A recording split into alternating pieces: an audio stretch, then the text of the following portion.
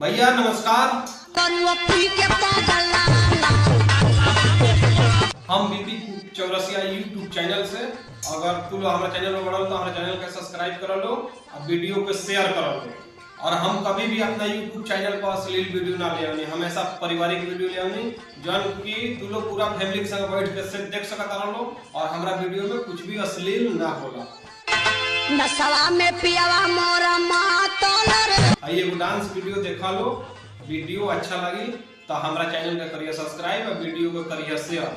जौन की हम फ्री प्रमोशन करेनी, हमारा कोनो चार्ज नहीं है। अगर तुम अपन वीडियो बनवावे के चाहता रहा तो हमारा यूट्यूब चैनल से मैसेज करा, या चाहे इंस्टाग्राम से मैसेज करा, चाहे फेसबुक से करा। हम तहार वीडियो खुद बना के दिखा दो। जौन की हम फ्री प्रमोशन करेनी, हमारा लगे कोनो पैसा के चार्ज नहीं है। और ऐसे ही डांस वीडियो देखत रह लो और देख लो। लॉन्ग वीडियो अब लेके आवे लगनी, पहले शॉर्ट वीडियो बहुत बनैले बनी, अब हम लॉन्ग वीडियो लेके आवत नहीं। वीडियो देख लो, एंजॉय ले लो। और हमेशा हम पारिवारिक वीडियो ले आवे यूट्यूब चैनल पर, कभी भी अश्लील वीडियो हम ना ले। वीडियो देख लो, एंजॉय ले लो। ऐसे ही हम पारिवारिक वीडियो लेनी, वीडियो देख लो और एंजॉय ले लो। जब तक खातिर नमस्कार, फिर मिले अगला वीडियो में कुछ नए वीडियो के साथ। नमस्कार। वीडियो को लाइक और शेयर। भैया नमस्कार।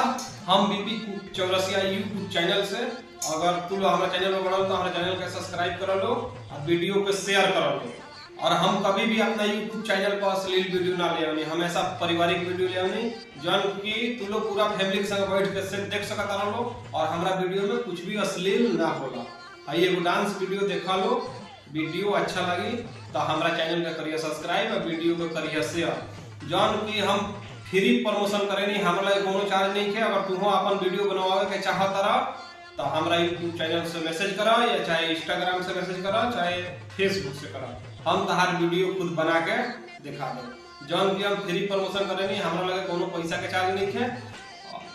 और ऐसे ही डांस वीडियो देखत रह लो और देख लो। लॉन्ग वीडियो अब लेके आवे लगनी, पहले शॉर्ट वीडियो बहुत बनैले बनी, अब हम लॉन्ग वीडियो लेके आवत नहीं। वीडियो देख लो, एंजॉय ले लो।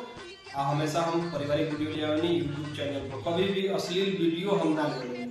वीडियो देख लो, एंजॉय ले लो। ऐसे ही हम पारिवारिक वीडियो लेनी, वीडियो देख लो और एंजॉय ले लो। जब तक खातिर नमस्कार, फिर मिले अगला वीडियो में कुछ नए वीडियो के साथ। नमस्कार। वीडियो को लाइक और शेयर।